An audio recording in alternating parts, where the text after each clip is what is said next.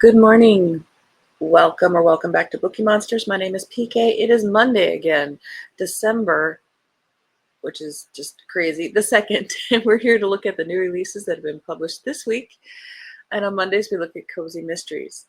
Each day of the week, we look at a new genre that has been a different genre that has been published. All these books are published this week only.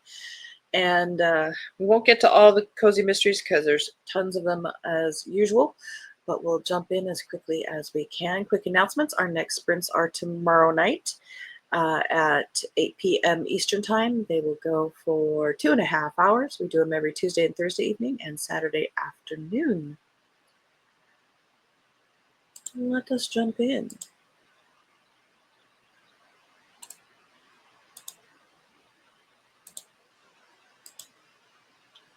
The Secret of the Three Fates, a Ruby Vaughn mystery, second in that series, by Jess Armstrong. American heiress Ruby Vaughn still hasn't entirely forgiven her octogenarian employer and housemate Mr. Owen for bringing the occult into their lives during her recent trip to Cornwall. Cornwall, it's already there. He claims their journey to Manhurst Castle in the Scottish borders is simply to appraise and acquire illuminated manuscripts for their rare bookshop. However, when Ruby discovers there are no manuscripts and receives news of a seance to be held that very night, she begins to grow suspicious about the true reason why they have come. The Great War left grieving families willing to sacrifice anything for the chance to say goodbye to a lost loved one. Mr. Owen is no exception. He is desperate to speak to his son, but he doesn't want to face the spirits alone. When the seance, hosted by a trio of mediums billing themselves as the Three Fates, goes awry, Mr. Owen's secrets begin to unravel, threatening to reveal a history that he has been running from for half his life, something Ruby knows all too well how to do. When Ruby finds one of the Three Fates murdered the night of the seance, she and Mr. Owen quickly become the prime suspects. To clear their names, Ruby enlists the help of Rowan Kibble, the folk healer Peller who helped her weeks before in Cornwall. As their investigation progresses, Ruby and Rowan realize someone is determined to prevent them from uncovering the truth about what happened to the dead medium.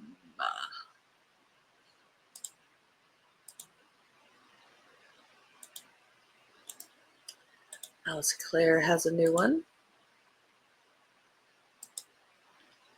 Chrysanthemum Tiger. Good morning, Kim. How you doing? How was the weekend?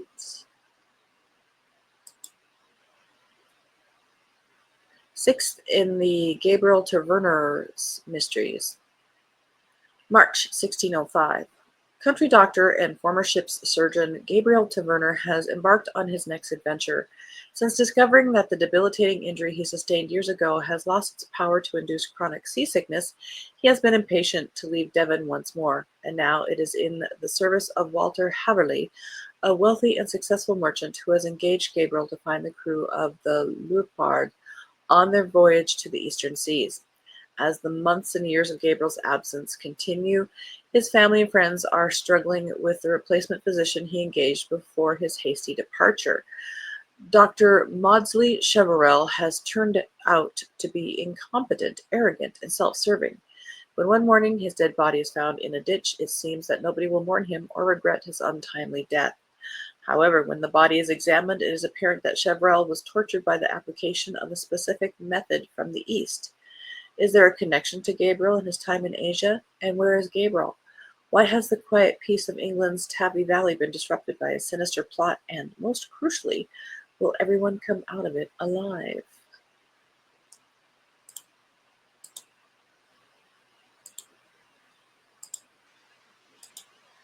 I may stay in bed today. Didn't sleep well. Oh, that sounds lovely. I was thinking another day off would be nice. Alas, it is not to be. Gotta go face the music of 4 days off. Candace Robb has a new one. I do like this series. A Snake in the Barley. 15th in the Owen Archer Mysteries. York, 1377. Owen Archer is determined to find his friend, Taverner Tom Merchant, who has been missing for 5 days. His wife, Bess, is frantic with worry. Who is the elusive widow Cobb that Tom was seen visiting, and who is the man spotted following Tom before he vanished? As Owen hunts for clues, Bess decides to visit the widow's lodgings and makes a terrifying discovery. Owen digs up past sins and long-buried secrets that answer some of the questions surrounding Tom's disappearance. But who is the sly and malevolent figure intent on destroying his friend, and why? Shocking confession will rock Owen to his core. I had started that series years ago and then fell away per usual, and I have reread the first few again. So down the road, that book will be on my TBR. Paul Doherty has a new one in the Brother Athelstan Mysteries, Murder's Snare. This is 23rd in that series. Good for him. Normandy, 1358. The Free Company of the Via Crucis, the Way of the Cross, sweeps into the peaceful village of Avranches like the riders from the apocalypse, leaving nothing but death and hellish destruction in their wake. London, 1382. Brother Athelstan is summoned to unpick the ugly truth behind a number of killings afflicting the great city, some carried out like clean, efficient assassinations, all bearing the message, Justitia Fiat, let there be justice. Others inflicting torture and humiliation upon the bodies, but the victims all have one thing in common. They were all once members of the Via Crucis. With every new gruesome discovery, Brother Athelstan, with the help of Coroner Cranston, uncovers more clues which make up a most complicated riddle. But can he put together the last piece before the fate of the whole country is decided? End of row one. Katrina McPherson has a new one in her Scottish. She is Scottish. I actually talked to her at a mystery convention. This was years ago, but she was a neat lady. Scottzilla, 7th in the Last Ditch Mysteries. Lexi Campbell is getting married, but in the 6 months of planning it took to arrive at the big day, she has become a challenge. Friendships are strained to breaking point. Lexi's parents are tiptoeing around her, and even Taylor, her intended, must be having second thoughts. Turns out it's moot. Before the happy couple can exchange vows, Sister Sunshine, the wedding celebrant, is discovered dead behind the cake, strangled with the fairy lights. Lexi's dream wedding is now not just a nightmare, it's a crime scene. She vows not to get drawn into the case, but the rest of the Last Ditch crew are investigating a bizarre series of goings-on in Quento's cemetery, and every clue about the graveyard pranks seems to link them back to Lexi's wedding day.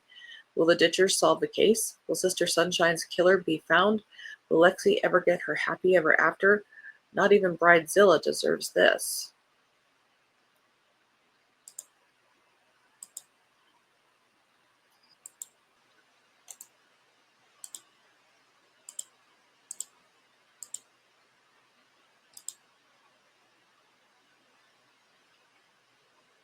I was thinking about that, Kim. Kim needs to refill eye drops today, surgery tomorrow on the second eye. I was thinking that was coming up sometime in the first week of December. Canines and Candy Canes by Faith Walker. Such a cute puppy. December in Cottageville should be filled with holiday cheer, but for dog groomer Sarah Carter, it's anything but merry.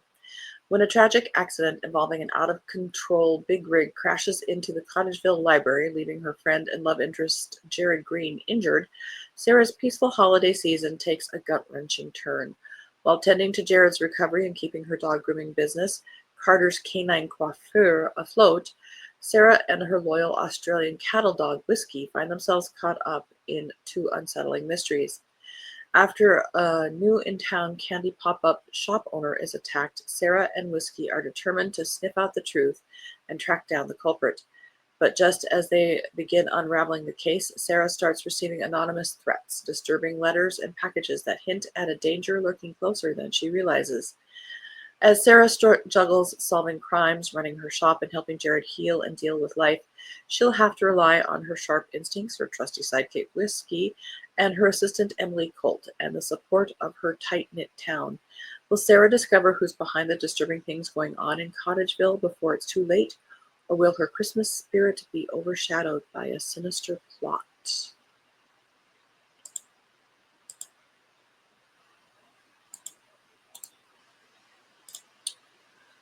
A Midwinter Murder by Verity Bright, 20th in the Lady Swift Mystery Series. Good for her.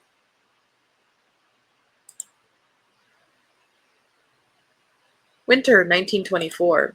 When Eleanor Swift unexpectedly finds herself a guest of the reclusive Duke of Aldwych, she's determined to enjoy Christmas with all the trimmings at his sprawling manor house, and that includes kisses under the mistletoe and cozying up by the fire with her fiancé, dashing detective Hugh Selden. Instead, the season of goodwill turns frosty as she finds the Duke's studious secretary, Mr. Porritt, dead in the storeroom. Clasped in his chilly hand is a golden pendant in the shape of a rose. The Duke denies ever having seen the necklace before, but Eleanor can see the lies in his eyes. Did it belong to his mysteriously absent wife? Hugh and Eleanor must ditch relaxing with hot cocoa in favor of interviewing the Duke's holiday guests.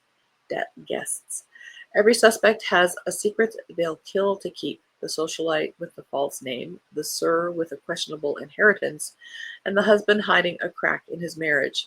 As the blizzard outside rages, Aldwych Hall becomes cut off.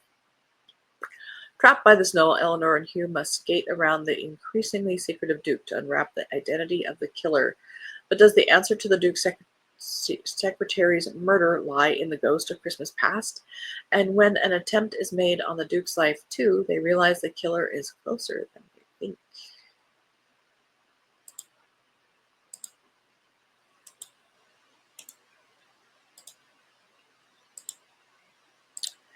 Merry Mistletoe Madness by Dale Meyer. Why is this a large print hardcover?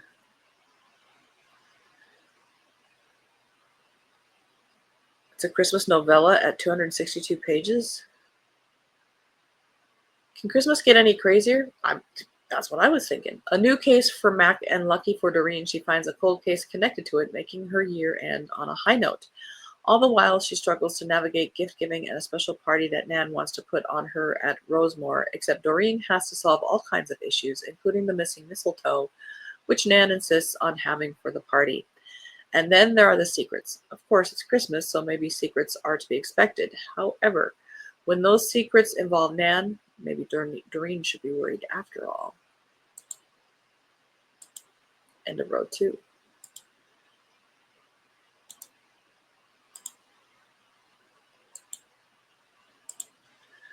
Cottage at Gooseberry Bay by Kathy Daly. 17th in the Cottage on Gooseberry Bay series. Get past the blurbage. Ainsley Holloway had come to Gooseberry Bay to find answers about her past. She'd come to find an explanation for the dreams that haunted her after the death of the cop who'd both rescued and raised her. And she'd come to identify the family she couldn't remember but knew in her heart she'd once belonged to. Ainsley hoped that by finding these answers, she'd also find healing. She hoped that once she'd resurrected the memories buried deep in her mind, she'd find peace. It was more verbiage. In Book 17 of the series, Ainsley is hired to put a stop to the plans recently announced by the local Scrooge to evict 12 families from the apartment building he owns just 2 weeks before Christmas. Meanwhile, Adam and Archie are working hard preparing for the annual winter ball.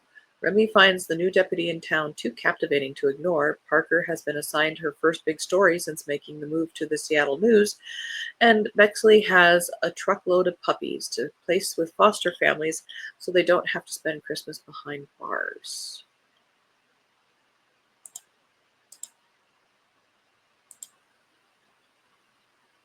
We did that one. Why is it there twice?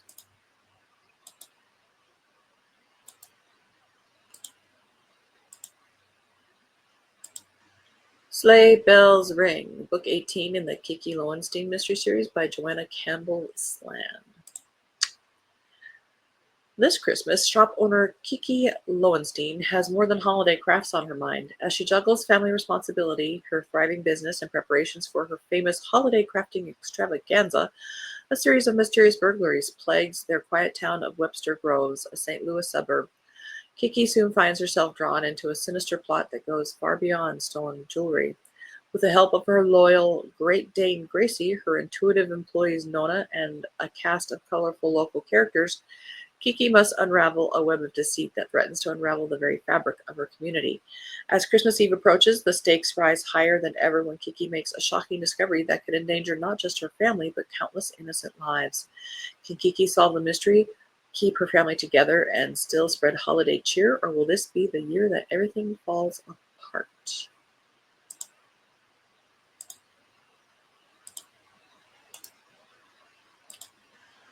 Thrown for a Scoop by Dana Mentic, first in the Shake Shop Mysteries. The tiny town of Upper Sprocket, Oregon is gearing up for its centennial celebration, and Trinidad Jones is ready to serve up the sweets at her Shimmy and Shake shop. When the discovery of a vintage hat from a notorious hijacking comes to light, Sprocket becomes ground zero for gaggles of true crimers who are obsessed with unmasking the identity of the hijacker who leapt out of a plane mid-flight 50 years before. When her fiancé's brother is implicated for the murder of a visiting true crime podcaster, Trinidad will be forced to add sleuthing to her scooping to prevent a notorious cold case from causing a massive meltdown in Sprocket.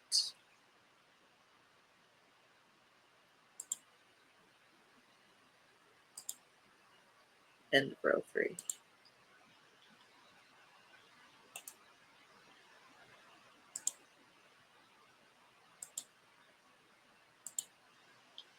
An Act of Murder. Holly Holmes, book number 9 in the Melting Pot Cafe series. Hollywood heartthrob Elliot Malone is back in Saltwater Cove to direct the Shakespearean classic Macbeth, the M show. But as rehearsals begin, the infamous curse of the play strikes, could have told you, and begins to weave its dark magic. The line between reality and superstition blurs, and it soon becomes apparent magic and danger lurk in the shadows. Harriet's on cloud 9 when her flair for the dramatic lands her the classic role of Lady M, not to mention Elliot's heart. Yet, as mysterious accidents plague the production, tensions reach boiling point. When Elliot narrowly escapes death, it becomes clear that something wicked this way comes. Is it the curse, or is someone casting spells to sabotage the show and get rid of him for good? With opening night fast approaching, the mystery unravels, and Evelyn, with the help of her trusted friends, will uncover the truth and save Elliot before the curse claims its next victim. Can they break the spell, or will Saltwater Cove become the stage for a real-life witch hunt? Midworth Mysteries has a new episode, so to speak. Book number 17 by Matthew Costello and Neil Richards. False Witness. When a man is murdered in a back lane of Midworth, the police are surprised to discover that the victim had supposedly died months before. Harry and Kat agree to investigate on behalf of the man's frightened and confused wife, and soon discover that to find the killer, they must solve not one, but 2 mysterious deaths. And then there's blurbage.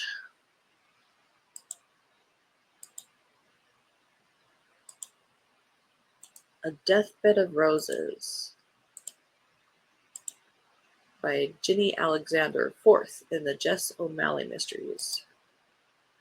And it's all in bold. In Ballyfortnum, the Tidy Village contest is causing chaos. In the close-knit Irish village of Ballyfortnum, it's judging day for the Tidy Village contest. Ballyfortnum's blooming, and Jess O'Malley is ready to welcome the judges, but one's been taken ill, and the replacement's from a rival village. Before Jess and her friends can process this, there's a bigger mess to clear up. Someone's vandalized the village, but at least they don't have a body on their hands. Or do they? One of the gardeners turns up on a bed of roses, but is he the victim of the vandal?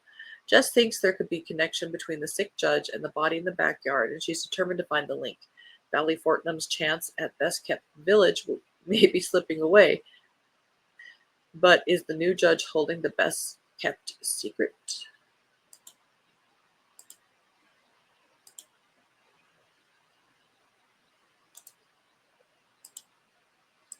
Fatality at the Festival 8 in the Nightmare, Arizona Paranormal Cozy Mysteries by Beth Dulner. Olivia Kendrick is excited about Nightmare's annual Arts and Crafts Festival until a vendor winds up dead inside his food truck.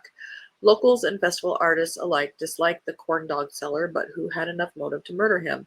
The supernatural community at Nightmare Sanctuary Haunted House must pull together to gather clues, from a siren on a spy mission to witches with connections. Even Felipe the Chupacabra is sniffing for clues. As Olivia gets closer to the truth about the murder, she also gets a cryptic clue about the whereabouts of Damien Shackelford's missing father, Baxter. Nightmare's favorite amateur sleuth and her paranormal friends must put the pieces together before it's too late. End of that row. Murder with a Hint of Peppermint by Laura M. Drake, second in the Whisper Hollow Mysteries. With her bookstore safe from closing and her name cleared of murder charges, Harper Coleman is ready to shelve her problems until her cheating ex-fiancé comes to town. When he refuses to accept Harper is over him, Sebastian steps in as her temporary Mr. Right to prove her ex wrong. After another suspicious death occurs in Whisper Hollow, Harper and Sebastian's seemingly innocent lie becomes their alibi, and they have to fake a relationship or face murder charges. Now they're stuck with their charade until they find the murderer. Strangely enough, convincing the town gossips of their love story proves easier than uncovering clues. As the danger increases, Sebastian takes the protective boyfriend act to the next level, leaving Harper struggling to determine truth from fiction, both with his feelings and hers. Can Harper learn to trust another man with her heart and her life? That is all we have time for today. Everybody remember where we parked? Sprints on Tiffany's channel, I think she said starting around 6:45. Gotcha. All right. Well, our next sprints are tomorrow night at 8 p.m. Eastern. I get here as quickly as I can after work. Tonight, I do have Chapter 2 in our Advent calendar read. If you've missed the prologue and Chapter 1, it is on the alternate channel Tales for Bookeemonsters. If you want to get caught up. And I'll be doing Chapter 2 tonight at 9 p.m. Eastern. Takes about a half hour to read, from gauging from yesterday, if you want to have a nice bedtime story with a touch of murder. Tomorrow we'll be looking at mysteries and thrillers and probably some more of the cozy mysteries. Hope you guys have a very good Monday and a very good reading day. And Kim, enjoy your day in bed. And as the banner says here, don't be a bookworm, be a bookie monster. Nom nom. Have a good day.